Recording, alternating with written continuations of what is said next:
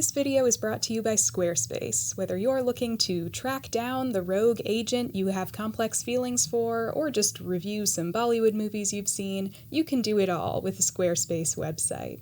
A year or two ago, I made this video giving a very general overview of Bollywood, the Indian Hindi language film industry, along with some of my baseline Bollywood movie recommendations. I'm a huge Bollywood fan. I have been since high school. I love the heightened emotion of Indian filmmaking. I love the relationship between Indian cinema and music. I love the superstar culture that still exists in India in a way that it just doesn't really anymore in the US. And one of my favorite Bollywood films of the last few years, one that I mentioned in that Bollywood video, is a movie by the name of War. This is a Bollywood action movie that came out in 2019 when I was in my first year of college, and I went to see it in theaters at the time. And after seeing it once, I went back and saw it at least 2 more times. And since then, I've watched it several more times on streaming. This movie is addictive. War, directed by Siddharth Anand, follows 2 agents of the RAW, the Research and Analysis Wing, which is a real intelligence agency in India. I don't know how realistic this movie is to the actual work this organization does, but in the movie, these characters are essentially spies. The older agent, Kabir, has seemingly gone rogue and started killing fellow RAW agents. Kabir is gone rogue, ma'am. And it's up to his younger protege, Khalid, to figure out why he's done this. सबसे जरूरी सवाल आपने नहीं पूछा कल. क्यों? Most of the film is this cat-and-mouse game as Khalid tries to catch up with Kabir and solve this mystery. You could say it's pretty derivative of the Mission Impossible franchise. I also think that there's a good deal of South Korean action influence on display here. While writing this video, I found out that of the film's 2 main action directors, one was from Hollywood and one was from the South Korean film industry. So I think that's probably spot on. But you have to understand, War stands on its own. This film is a wild and fascinating experience for several reasons, both textual and metatextual. And today, I would like to just take you through a few of these things for your entertainment. That's really all there is to it. Let's begin. Number 1, the actors. You'll notice I didn't say the acting, I said the actors, and that's because I'm not really concerned with the quality of the acting here, though that's not to say that it isn't notable. No, I'm concerned primarily with the presence of the 2 lead actors here, because that's what a lot of the marketing and hype around this movie focused on. Justifiably, in my opinion. Kabir, our rogue agent, is played by Hrithik Roshan, whom you may recognize from my shirt. I didn't even buy this for this video. I already owned this. It was a gift from my sister Martha, who specifically asked to be mentioned in this video, so there you go, Martha. Hrithik Roshan is a Bollywood superstar. He made his debut in the year 2000 with the film Kaho Na Pyar Hai, a movie directed by his daddy. That's often how it works in Bollywood. Nepotism rocks! Nepotism rocks! But honestly, Roshan is one of those guys where you get the sense that even if he hadn't come from a Bollywood dynasty, he probably still could have made it. In fact, Kaho Na Pyar Hai was such a hit specifically because of his presence that his ensuing popularity was dubbed Hrithik Mania by the press. He has always been well loved for his charisma and especially for his looks. People call him the Greek god of Bollywood. And he also has 3 thumbs. He has 2 conjoined thumbs on his right hand. That's not really relevant in any way, but I just love telling people about it. Anyway, Hrithik Roshan was an instant overnight success, India's sweetheart. And I don't think that could have happened with just any mediocre Nepo baby. Case in point, Tiger Shroff. That's mean. I actually like Tiger Shroff, but most people don't. Let me explain. So Tiger Shroff is our other lead in this movie, playing the protege Khalid, and this is very interesting casting to me for a couple reasons. In a way, Tiger is kind of this perfect foil for Hrithik. Tiger Shroff is also a prominent nepotism kid, where Hrithik is the son of Rakesh Roshan, an actor turned popular director of movies starting with the letter K. That's not a joke, he actually intentionally does that. Tiger is the son of Jackie Shroff, a popular action star of the 80s and 90s. And as I just described, Hrithik experienced enormous success upon his debut, but Tiger has had a bit of a rockier career. He made his debut in a vehicle called Hero Punti, which was a box office hit, but certainly not the cultural sensation that Kahona Pyar Hai was.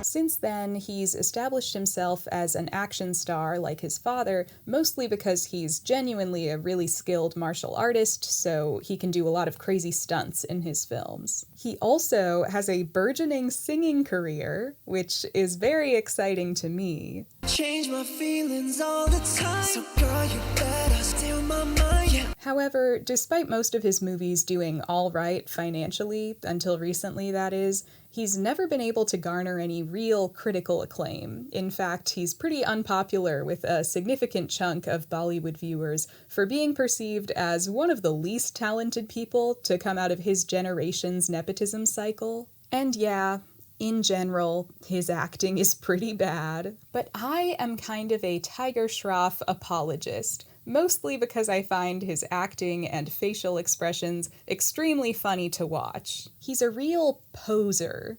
And I don't mean like he's fake. I mean, in his acting, instead of acting natural, he seems like he's constantly posing.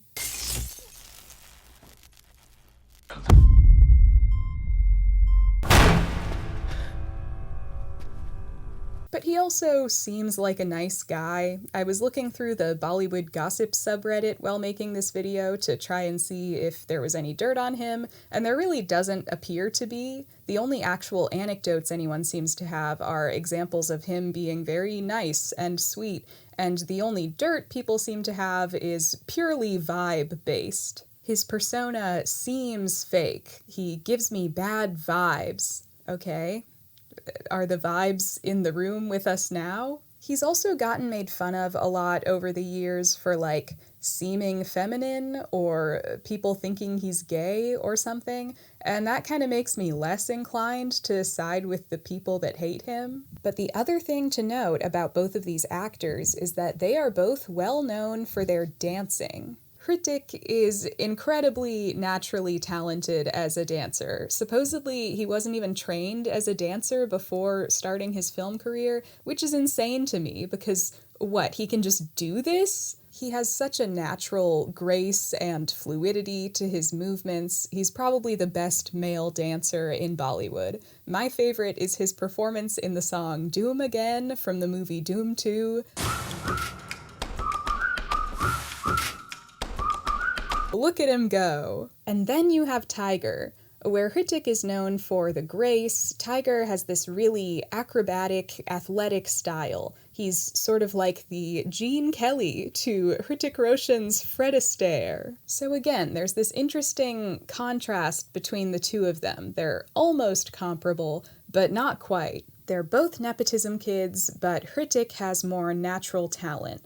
They're both well known for their action roles, but Hrithik is capable of doing other things. They're both dancers, but Hrithik doesn't even have to try to be good at it. It's almost like Tiger is trying desperately to occupy a similar space to the one that Hrithik has carved out for himself, but it just doesn't come as naturally to him. And isn't there something so deeply sad about that? He's never been a natural. All he does is try. What I'm getting at here is that Tiger Shroff was in many ways the perfect choice to play this character who's constantly striving to be half as good as Hrithik Roshan's character. To impress him, to keep up with him, to mold himself in his image. You were like a god to me. All this brings me to my next point. The homoeroticism. Now, I know this section will no doubt have many of you on the edge of your seats, so I'd say this is the perfect time for my ad read. That's right, this video is sponsored by Squarespace. Again, Squarespace and we are like two hot secret agents tied together by a sacred, unknowable bond. Squarespace is a website building platform. You might even say it's the website building platform. With your Squarespace site, you can showcase your art, you can sell products and services. It's a great avenue for podcasts and blogging. And blogging. Make your website as visible as you want or as private as you want. You know, like if you're on some kind of international mission that requires the utmost secrecy. You can offer appointments through your Squarespace website. That's pretty cool.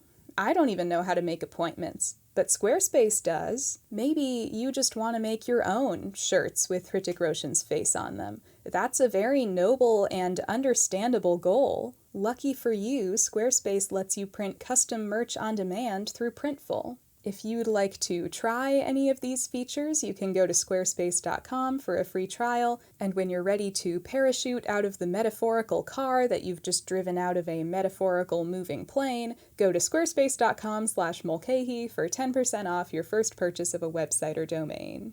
Thanks, Squarespace. Now back to the task at hand. Number 2, the homoeroticism. Yeah, this is kind of the main reason I wanted to make this video. I had to share this with someone. It is an undeniable fact that the movie War is dripping with sexual tension between its two leads. And part of the reason I say undeniable is that I am far from the first person to pick up on this. In fact, it's a popular joke people make when discussing this movie. But I want to be clear, this isn't a joke to me. This is serious, to an extent. There are 45 fanfictions based on this movie on AO3, which may not seem like that many. I mean, if you're familiar with fanfiction, it might not seem like that many, but for a Bollywood movie, that's kind of a lot. With the exception of like 1 or 2 Hindi films that are explicitly about gay romances, most Bollywood movies don't seem to generate a lot of fanfiction. 45 is a lot. And you might be thinking, well, surely they're not all focused on shipping the two guys, but no, they are. They basically all are. So what is it about this movie that brings that out in people? Let's take a look. Much of it is in the story itself. We have this very emotionally charged background and dynamic between these two characters. We start out with Kabir being very distrustful of Khalid due to his past. Khalid's dad was an RAW agent who turned out to be a traitor and shot Kabir and killed his partner. So Khalid wants to work for Kabir to redeem himself and his family name, but of course Kabir is very wary of that. और फिर मैंने तुम्हारे अब्बू की बाईं आंख में गोली मारी. And just to be safe, दाईं आंख में भी. So he's this kind of intimidating, mean superior to him at first. Until Khalid gains his trust, and now they're a team with a good rapport. And then Khalid gets injured trying to save Kabir, and now Kabir has this newfound respect for him, in addition to this really protective streak, and now they're very close. It's kind of like those gay Wattpad stories, or those like boys love comics and anime, where you have this big, macho, older bad boy man paired up with the little meek, naive guy. Maybe the macho guy is a gangster or werewolf or something. I know it's kind of a bad look for me to reference that stuff and therefore incriminate myself as having consumed it, but I promise you I only know about it because I like looking for weird stuff on Wattpad, and also my roommate sometimes sends yaoi to the group chat. But let's be real, doesn't War have basically that exact dynamic? Maybe with slightly less of the weirdly rigid heteronormative gender roles that those stories impose onto gay relationships for some reason. Like, come on, if Kabir was an alpha werewolf and Khalid was a college student, you could post this on Wattpad. Maybe I'm getting a little ahead of myself. But also notable is the absence of love interests for these two characters, something very out of character for Bollywood. Yes, there is a significant sort of romance in the second half of the movie between Kabir and Naina, a woman he meets in Europe. However, it's quickly revealed that he's actually only started dating Naina so that he could get closer to one of his targets, Feroz Contractor, an associate of a terrorist he's trying to catch. Firoz Contractor सिर्फ एंड्रो based diamond merchant नहीं है Kabir strong Intel है कि वो रिजवान इलियासी का सारा money laundering करता है Naina is the object of Feroz Contractor's unrequited affections, so Kabir wants to use her to gather some information from the guy's computer. तो सब कुछ झूठ था कबीर दोस्ती love connection And yeah, there's some real emotion there. He clearly cares for her, and he definitely feels very bad when she dies, spoiler alert, but there's never any confirmation that he's in love with her, and if anything, you get the sense that he's not so much upset about her death because of his feelings for her specifically, but because he caused the death of an innocent civilian and thereby orphaned her child. Merry Christmas, Mama. So that's the extent of Kabir's love story in war. It almost feels like they just wanted to put a hot woman in the movie out of obligation more than anything else. Look how small she is on the poster. Poor Vani Kapoor. And then you have Khalid. The movie doesn't even entertain the idea of Khalid being interested in women, which, again, for Bollywood is pretty strange. Typically in a mainstream, crowd-pleaser Bollywood movie like this, even the background characters get love interests. I mean, even in this movie, we see this supporting character get married on screen. But Khalid, our second build guy, he's otherwise occupied, I guess. The absence of that element is so glaring, and so clearly replaced by Khalid's relationship to Kabir that it almost feels intentional. It's wild. Just look at the scene where Khalid lays eyes on Kabir for the first time.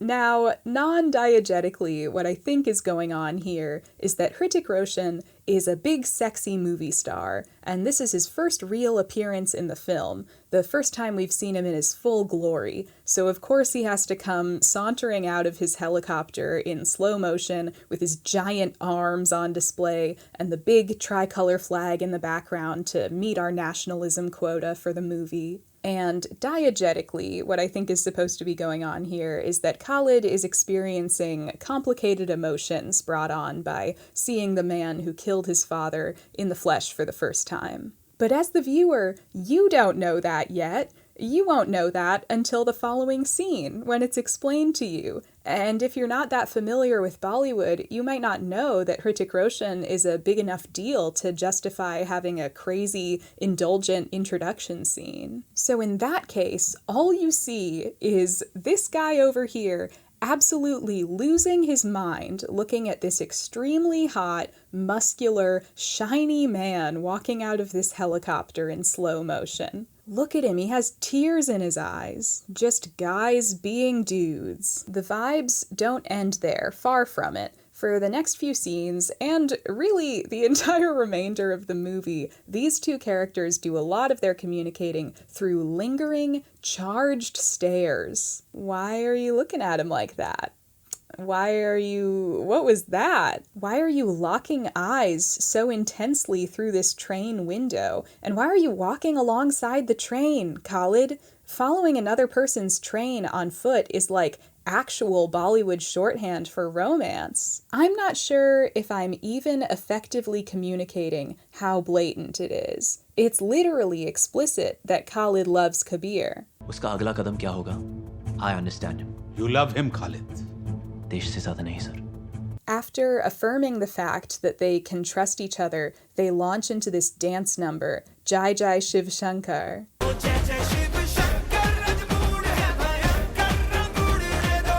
Where they are dancing side by side in tandem while getting covered in all the colors of the rainbow. I know it's for the festival of Holi, but I feel like it's still worth acknowledging. There's this part where Khalid takes a bullet for Kabir. Even this motorcycle chase is extremely homoerotic.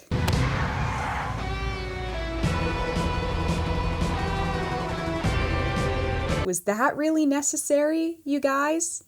Intricate rituals, am I right? There's the part where they show up to their coworker's wedding together, like a couple, and when said coworker jokes that she would marry Kabir, Khalid says this. अभी भी बोलो sir, आपके साथ भाग के शादी कर लूंगी.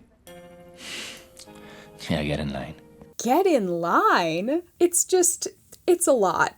And in my opinion, it's a big part of what makes the movie work. This is the emotional glue that holds the movie together and makes it compelling, makes it more than just a slick, cheesy action movie. A sequel to War is currently in development, and my only wish is that they could make a sequel that brought both of these characters back. But that's probably not going to happen for reasons I will describe to you now. Number 3, the plot twist. So this next section is a major spoiler for the entire movie, and I have to say, it is pretty incredible watching this twist play out in real time if you don't know what's coming. So I would understand if you want to go watch the movie and then come back. But if you don't care, or it's not the kind of movie that interests you, or you're a little put off by the almost 160-minute runtime, and you'd rather just have someone describe it to you, that's what I'm here for. But there's your warning. Here we go. War has a plot twist, and I just feel like my account of the ups and downs of this movie would be incomplete without my describing this twist to you. Therefore, I am going to do my best to do that. So there are 2 timelines going for the first half of the movie. We see the present day in which Kabir has gone rogue, intercut with 2 years prior, when Kabir and Khalid were meeting each other and working together for the first time. In the before timeline, close to that halfway mark, this big showdown happens in Marrakesh where the RAW team is trying to capture their main bad guy, Rizwan Ilyasi. Rizwan Ilyasi. This is our mission.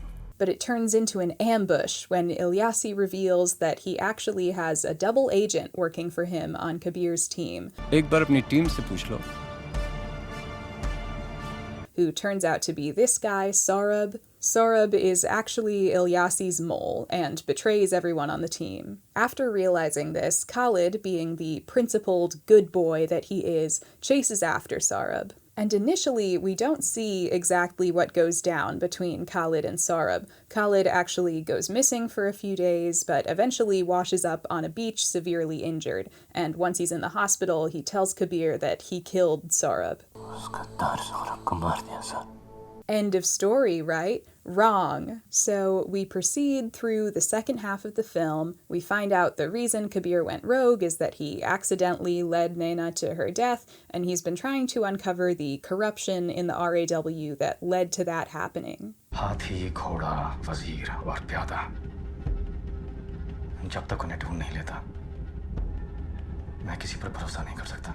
It turns out every RAW agent he's killed has been a traitor who's involved with Ilyasi in some way. So Kabir is in fact still a good guy, he's just getting the rats out of the system, or whatever. Khalid eventually realizes this, and they team up to continue investigating this conspiracy. And here's where it starts to get crazy. At one point, Kabir overhears a conversation between Feroz Contractor, that associate of Ilyasi, the guy that killed Naina, and this woman that makes him suspect that Feroz Contractor is actually Ilyasi himself after having undergone plastic surgery by apparently the most skilled plastic surgeon in the world, this woman, Malika Singhal. दुनिया की top 3 plastic surgeons में से एक है. ज़ुरिक में इसका clinic है और सिर्फ मिलियनेयर्स ही इसे अफोर्ड कर सकते हैं.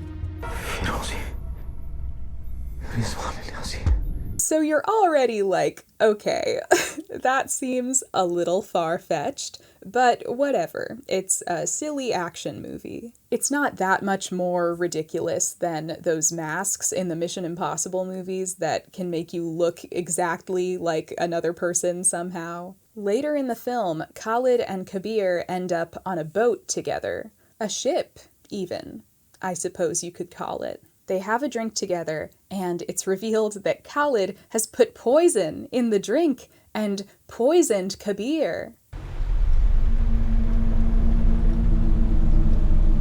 Khalid is actually Ilyasi's final mole. But why? Why would Khalid do this? Because he's not Khalid. We cut back to that missing scene of when Khalid chased down Saurabh. They engage in some epic hand-to-hand combat with lots of punching and kicking and stabbing, but just when Khalid gets the upper hand, he gets shot by none other than Rizwan Ilyasi himself, who's standing in front of this incredibly convincing green screen. Ilyasi and Saurabh kill the real Khalid, and as a thank you for all of his help, Ilyasi offers to send Saurabh to plastic surgeon Malika Singhal. तुम्हारा किरदार अभी खत्म नहीं हुआ Saurabh.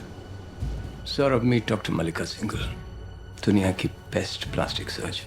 I remember watching this in the theater for the first time, just like sinking lower and lower in my seat, thinking, there's no fucking way they're about to do what I think they're about to do. But they do. I trust you can see where this is going. She gives Saurabh Khalid's face. In the movie, they represent this as this machine scanning Khalid's face and somehow transplanting that onto Saurabh, which is obviously complete science fiction, but that's part of what makes it so fun. Another part of what makes it so fun is that the operation leaves Saurabh with these huge Frankenstein's monster scars all over his face that he has to cover up with prosthetics. I am obsessed with the idea that this technology is advanced enough to be able to perfectly recreate someone's face on top of another person's face and somehow modify someone's vocal cords with lasers, but not so advanced as to be able to treat minor scarring. कुछ minor scars रह जाएंगे जिसे हम cosmetically cover करेंगे. And of course, Saurabh feels the need to tear off the prosthetics covering his scars at this point in the movie as part of his dramatic reveal. He's doing this exclusively for the benefit of Kabir, someone he is actively in the process of murdering, so presumably he'll have to, go to the bathroom right after this and reapply all his latex. But I get it. This was his moment, and he wanted to make the most of it. So yeah, the guy that we thought was Khalid was in fact Saurabh. But don't worry about Kabir. It's soon revealed that he actually got wise to this early on. We go back and see various moments that gave Kabir clues. And something I always find interesting about this is that when you think about it, we probably get more time with the fake Khalid than we do with the real Khalid. Like, it was only actually Khalid up until the fight in Marrakesh, which ends about 50 minutes into the movie, and then for the next 106 minutes, he's not Khalid at all. He's an imposter. And some of you, at least those whose brains work like mine, may be wondering about the implications this would have for our central romance, so to speak. And I am very fascinated by this. Obviously, Khalid and Kabir were in love. Obviously. But was Saurabh into Kabir? Was Kabir attracted to Saurabh Khalid? Obviously, the sexual tension remains, even when Khalid is Saurabh, but it really makes you think. All in all, the twist really makes the movie for me. It's so wild, so cartoonish. I feel like you just don't really see stuff like this outside of, comic books from the 1930s. Every element of the movie is turned up to such a high degree. It's like every decision is the craziest, hokiest decision the filmmakers could have made, and I love that. The movie ends with Kabir and Saurabh having an epic showdown inside this old abandoned church in the middle of the Arctic. Kabir kills him by making the church's dome collapse on him. I love that. I love Tiger Shroff's over-the-top crazy villain acting in this final fight.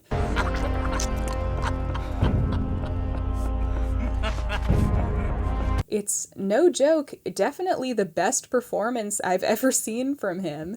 He's usually very one note. This makes me want to see him play against type more. I love this scene wherein Kabir drives a car out of a crashing plane and then parachutes out of the falling car. I love this actress who plays the defense minister, who's only in the movie for one scene, but makes the absolute most of it. What the hell is going on, Colonel Luthra? How the hell do you expect me to report this to the PMO without sounding like a fool? Kill him. I love this moment when Khalid salutes. I think he's stomping his foot while saluting, but the first couple times I watched it, I thought he was just hitting his head really hard while saluting. Yes, sir. I love this part where a guy's maid comes into his office with his lunch, and it's a big cooked fish, and she slices open the fish, takes a little baggie out of it, takes a cell phone out of the baggie, dials it, and hands it to him. That definitely makes more sense than just putting the phone in your pocket or something and bringing it into the room. I love the weird amount of emphasis they put on Khalid Sorab taking a sip of coffee in this one scene. It's just an incredibly entertaining movie. I'm really, really excited for a sequel to get made. I haven't mentioned this yet, but War is actually part of a larger franchise from this studio, Yash Raj Films, which they call the YRF Spy Universe. I imagine this was a response to the Marvel Cinematic Universe. That was a studio trend for a while to try and create one's own shared universe inspired by the MCU. And those types of projects have varied wildly in terms of success, but so far the YRF Spy Universe is actually going pretty strong. This began with the Tiger series, comprised of the films Ik Tha Tiger and Tiger Zinda Hai, not to be confused with the actor Tiger Shroff. It's a different tiger, played by Salman Khan. Then the studio made War. War didn't actually have any crossover with the Tiger films, but the studio decided beforehand that they would be in the same universe to allow for crossover in the future. Then there was Pathan, a movie more explicitly connected to the Tiger films, starring my original Bollywood true love, Shah Rukh Khan. I did see Pathan in theaters. It was okay. Pretty good, but not as good as War. It was missing that white-hot emotional center that War had. But anyway, following the success of War and Pathan, it seems like YRF has put a lot of stock in this series, so there's hope that we could get numerous more installments in the Kabir adventures. But sadly, as I alluded to earlier, if and when this sequel gets made, it probably will not include Tiger Shroff, since, as you now know, both Khalid and the imposter that stole his face are now ostensibly dead. But come on, in this universe, anything is possible. If this can happen, Khalid could have survived getting shot in the chest a bunch of times, and also stabbed. Bring him back, you cowards. Kabir needs a co-parent. Anyway, subscribe to the channel, because I need validation to live, and without it, I will die. I watched this Lifetime movie once called The Man with My Husband's Face. It wasn't as entertaining as it sounds, don't waste your time, but I feel like that could have been the alternate title for this movie.